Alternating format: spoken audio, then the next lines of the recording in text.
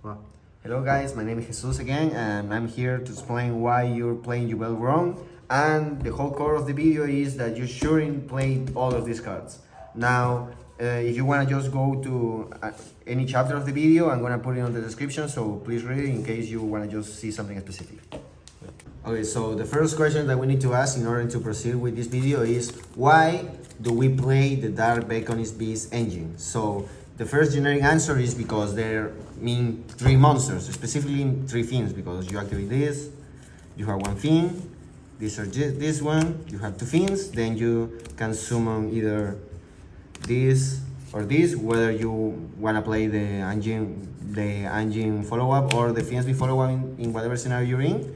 And then this is gonna mean like discarding something, any kind of demon. So the generic use for this engine is that generates 3 monsters, which was, funny enough, the actual first competitive play that they see long years ago when they came on the structure, because this was used as a curious engine, if I'm not mistaken. So for this case scenario, right now, like 4 years later, the main use actually for this is not generate 3 monsters, but to get to this card.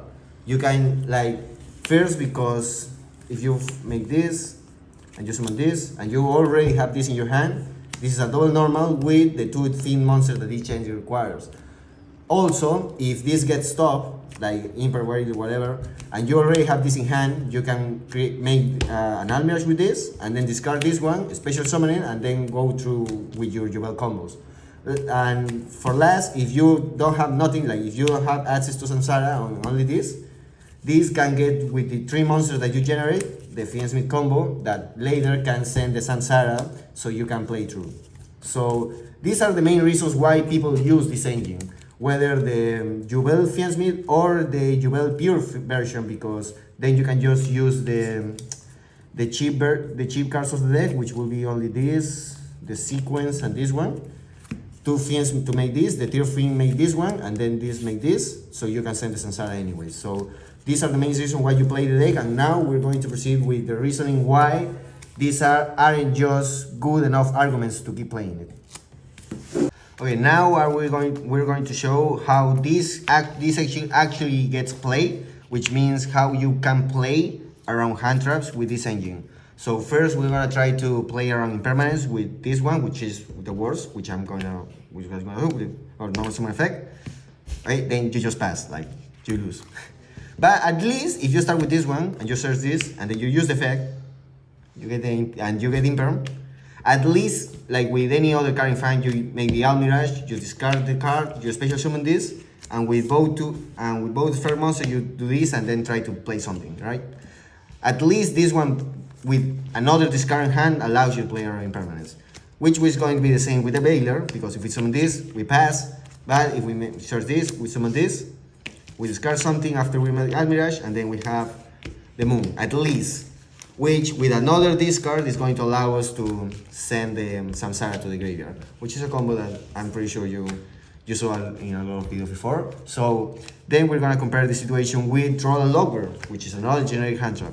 You normally summon this, you search this one, and because this is a mandatory effect, you can add, so you can activate it, so you lose. But at least, again, if you start with this one, you search this one, you normal summon this, you don't search shit, like you summon Almirage, you discard another card, and then with 2 effect monsters, you try to do this, which is gonna get you something bad. You need to realize that because you're under draw already, because of how this engine exposed you, when you get eventually to the Samsara, you are not going to be available to extend that much, because you're not going to be available to search with this, and you're not going to be available to search the Sharbara with the Yama. So it's going to be a lot weaker, even if you get through the Samsara effect. Which is going to be also somewhat alike with Ash Blossom, because if you normal summon this and get Ash, you lose. If you search this and you get Ash, you lose. But if they don't try to risk it and they wait, you're also gonna lose. It doesn't matter which one you start, because if you just wait and you try to combo and they Ash this and they Ash this, yeah, like, come on, okay, thank you. Or if they wait until you summon this with the Mood Cracker, and you lose another card because you have to discard a card to revive this, you treat this as cost, and then you get Ash, because for some reason that guy knows how you play, you're also going to lose.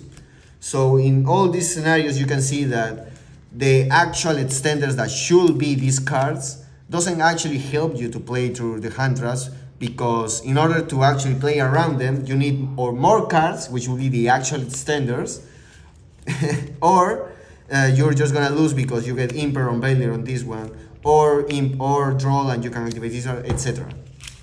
I forgot to mention in this chapter that because of this new hand trap, the Purulia, this engine is also a lot weaker than before, because of the nature of the normal summon that works around this engine. Like, you have to normal summon this card, they're gonna draw one, and because of the nature that this effect allows another normal summon, they're gonna draw another card.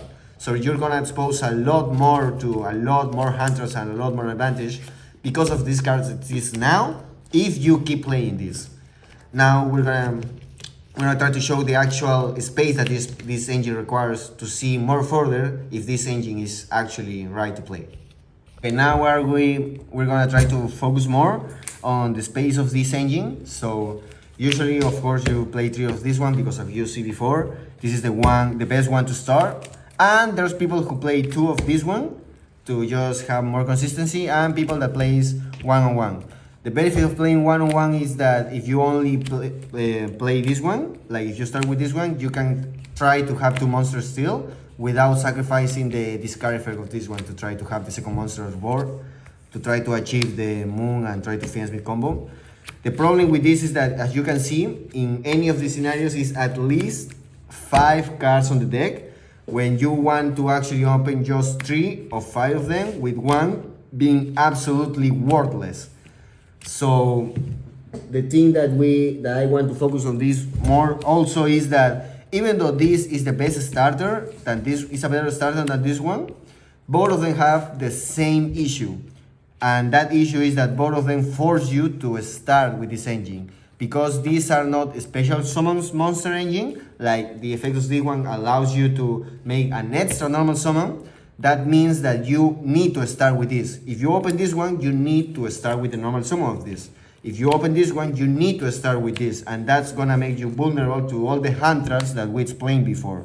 So the biggest weakness that I feel with this deck in a Yubel deck, in a Yubel Fiensmith deck, is that you need to put a lot of investment on this card, 5 cards on a 40 card deck or more, and the benefit that you're getting is force to play with this at the beginning and exposing yourself to a lot of the hand traps that we explained before. So now are we going to compare the end boards to try to confirm if all of this investment and all of this risk is actually worth it.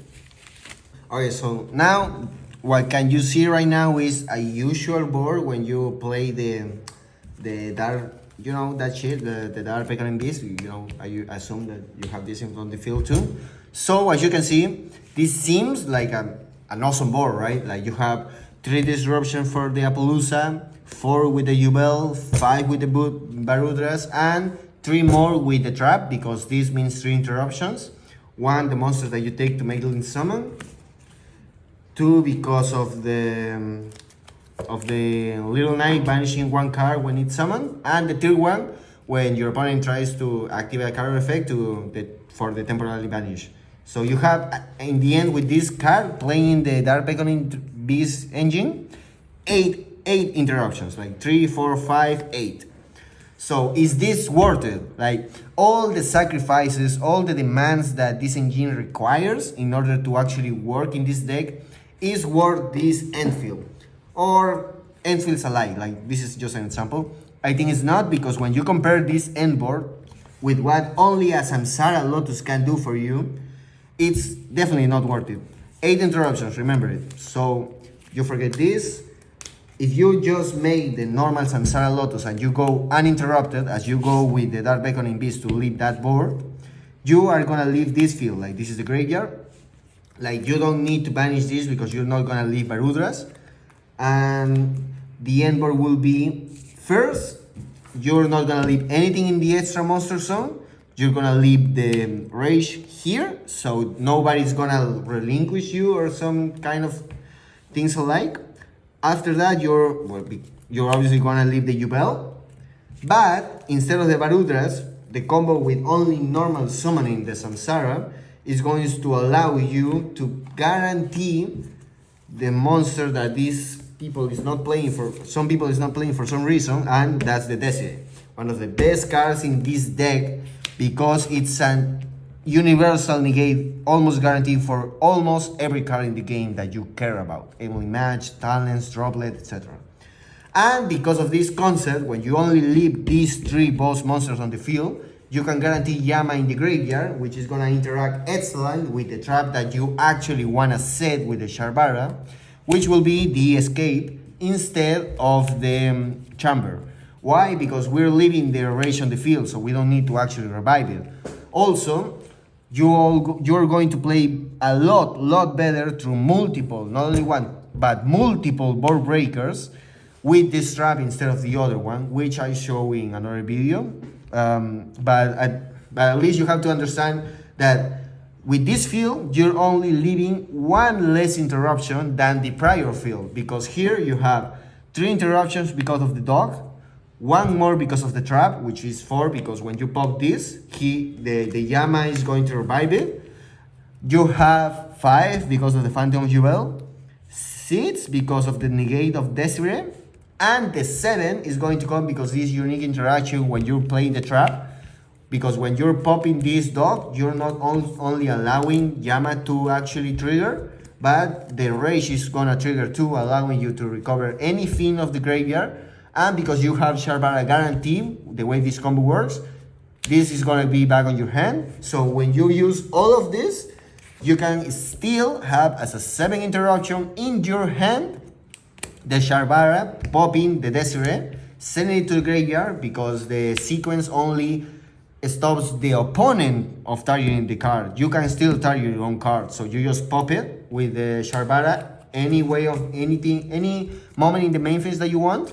So then the Desire can trigger, you can return the sequence and send any card on the field to the graveyard because of the second effect of Desire. So you have at the end of the day, with only normal summoning Samsara, 7 interruptions, which is only 1 less interruption that you will leave if you play the Dark Beckoning Beast.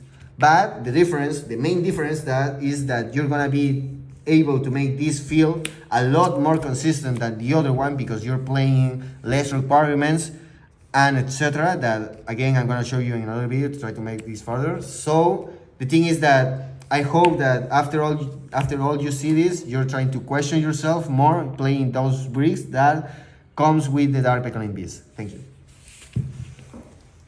Okay, now that I hopefully prove to you that you don't need these cards in the Yubel deck after the Fantasy card come up, now how are you going to replace these cards? Because if you're playing at least 5 of these ones, even if you just take them out of the deck, you're gonna play less than 40. Even if you play without these ones, the Samsara Lotus is going to still be vulnerable to all the hands that I just showed you, at least more of them. So how do you play around that better than if playing these cards in your deck? In order to know that, please subscribe because I'm gonna submit a deck profile explaining all of that and the combos to play through hand traps without needing these cards consistently. So please just follow up and I hopefully see you in the next video. Thank you.